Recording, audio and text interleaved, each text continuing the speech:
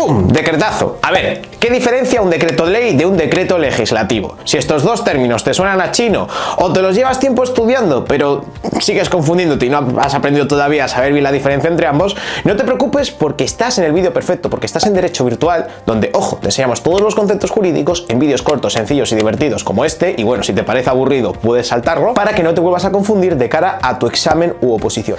Y hoy te voy a enseñar la diferencia entre dos términos de la Constitución que son muy importantes, pero muy comúnmente confundido por la gran mayoría de estudiantes y opositores, como son el decreto ley y el decreto legislativo. Así que si quieres aprenderte la diferencia exacta entre ambos, quédate en este vídeo porque te voy a contar todo, absolutamente todo.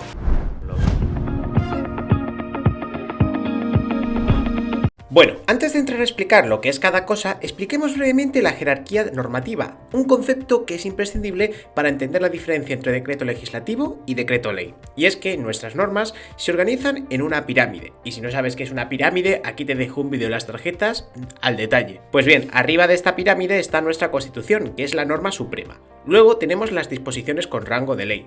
Estas vienen constituidas en nuestro ordenamiento jurídico, además de por las leyes, que pueden ser leyes orgánicas y ordinarias, que provienen de las Cortes Generales, por los decretos leyes y los decretos legislativos dictados por el Gobierno.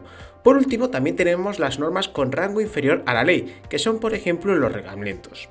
Hay que añadir que la ley es la categoría normativa básica del ordenamiento jurídico español.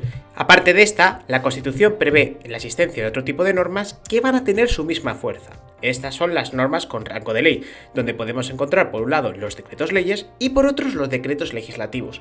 La característica básica de ambas normas es que estas se van a dictar en virtud de potestades que se atribuyen al gobierno, quien va a ejercer estas virtudes en supuestos tasados por la propia Constitución y sometido a control parlamentario. ¿Pero qué diferencia un decreto ley de un decreto legislativo? Veámoslo. Pues bien, el decreto ley, que viene regulado en el artículo 86 de la Constitución, podemos definirlo como una disposición normativa con rango de ley dictada por el Gobierno en caso de extraordinaria y urgente necesidad sobre materias cuya regulación es competencia de las Cortes Generales y cuya integración definitiva en el ordenamiento jurídico requiere de su posterior convalidación por el Congreso de los Diputados.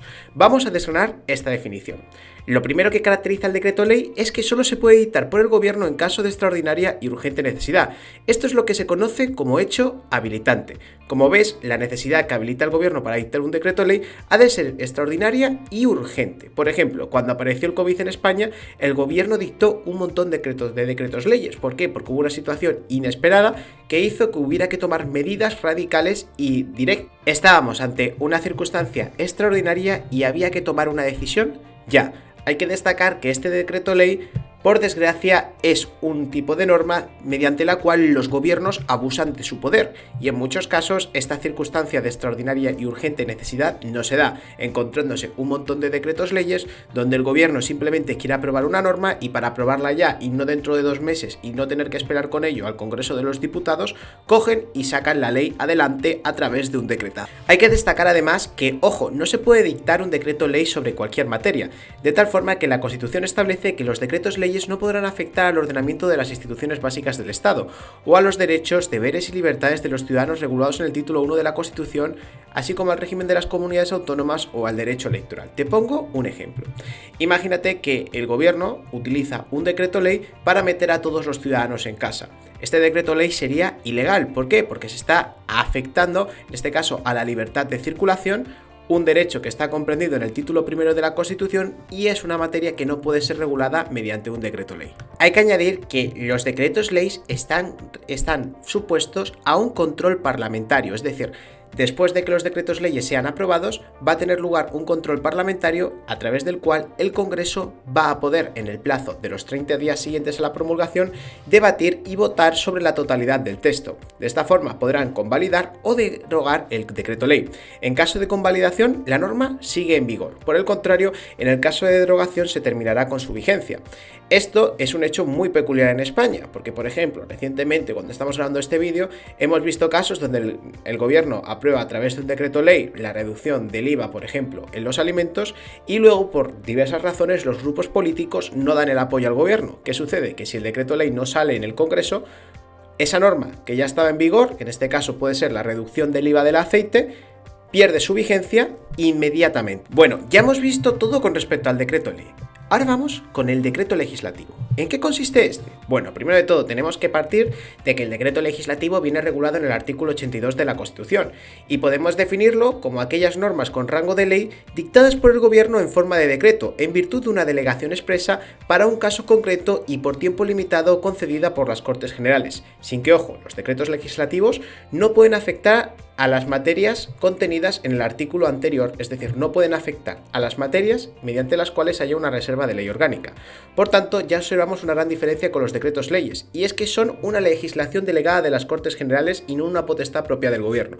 Es decir, son las Cortes, es en este caso el Congreso, ¿vale?, el que va a decirle al gobierno, vale, mira, te vamos a delegar nuestro poder, nuestra facultad de aprobar una determinada norma para que puedas redactar el texto acerca de esta. Hay que destacar que dentro de los decretos legislativos podemos diferenciar dos textos. Por un lado tenemos los textos refundidos, que sirven para reunir en un solo texto disposiciones legales que inciden sobre un mismo objeto. Por ejemplo, la Ley de Defensa de los Consumidores y Usuarios. Se trata de un decreto legislativo mediante la cual se refunden dos leyes. Por un lado tenemos una ley antigua, que estas leyes no están en vigor, ¿vale?, que son la Ley 26/1984, General de Defensa de los Consumidores y Usuarios, y también tenemos la Ley 26/1991 sobre contratos celebrados fuera de establecimientos mercantiles. Por otro lado, también tenemos los textos articulados, cuya delegación se hace mediante leyes de bases. En este caso, la labor del gobierno es desarrollar a través de una serie de artículos las bases contenidas en una ley aprobada por las Cortes Generales. El gobierno, al dictar el texto articulado, tiene que ajustarse a las bases aprobadas por las Cortes. Por ello, las bases deben contener los principios y orientaciones a que debe sujetarse el gobierno al dictar el texto articulado. Por ejemplo, el decreto legislativo por el que se aprueba el texto articulado de la Ley sobre Tráfico, Circulación de Vehículos a Motor y la Seguridad Vial, esta norma lo que hizo fue desarrollar lo establecido en la Ley de Bases dictadas por las Cortes Generales de esta materia. Hay que añadir también que la Constitución establece como límites que la Ley de Bases, ojo, en ningún caso pueden autorizar la modificación de la propia Ley de Bases y b. facultar para dictar normas con carácter retroactivo. Es decir, no se puede, por ejemplo, establecer una ley de bases que diga que se va a multar a los ciudadanos que hubieran conducido a 120 por hora con anterioridad a dicha fecha. Hay que añadir que en caso de que la ley de delegación no cumpla los requisitos exigidos en la Constitución, incurrirá en un vicio de inconstitucionalidad que podrá ser denunciado ante el Tribunal Constitucional y también se podrán establecer fórmulas adicionales de control. Por ejemplo, se puede establecer que sea necesario un determinado informe por parte del Consejo de Estado. Hay que añadir por último que la ley de la jurisdicción contencioso administrativa atribuye también a esta jurisdicción las pretensiones en relación con los decretos legislativos cuando excedan los límites de la delegación. Y si no sabes nada acerca de la jurisdicción contencioso administrativa, aquí te voy a dejar un vídeo en las tarjetas donde te lo explico al detalle. Y bueno, ahora ya que sabemos lo que es cada cosa, vamos a poner un supuesto práctico antes de acabar la clase para que termines de entender bien la diferencia entre ambos conceptos.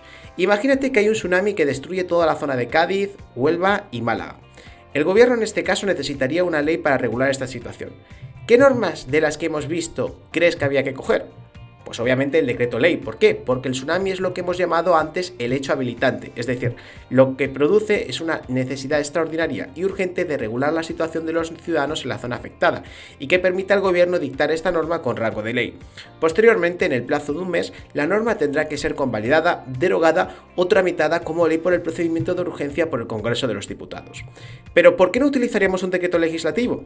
Porque en este caso no se trata de reunir varias leyes en un solo texto, sino que en España, al ser un tsunami un hecho un poco frecuente y extraordinario, no hay una ley para tal situación, por lo que sería necesario afrontar esa situación de extraordinaria. En resumidas cuentas, tanto el decreto ley como el decreto legislativo son normas con rango de ley que se emiten a través del gobierno. La principal diferencia entre ambos es que mientras el Real Decreto Ley se dictan en virtud de una situación de urgente necesidad, aunque luego, bueno, en la práctica esto no tiene lugar, los decretos legislativos no se dictan por el gobierno, sino que va a ser el Poder Legislativo, el Congreso de los Diputados en este caso, el que va a delegar en el gobierno la facultad de emitir esa norma con rango de ley, que generalmente va a consistir en unir varios textos legales en uno solo o en desarrollar lo establecido en una ley de bases. Y bueno, en principio eso sería todo. Por último, quiero que sepas que si este tipo de vídeos relacionados con la Constitución te son de utilidad y eres opositor, en nuestra academia tenemos un producto que es Prime Opositores, con el que vamos a conseguir que te aprendas todas las leyes de tu oposición 7 veces más rápido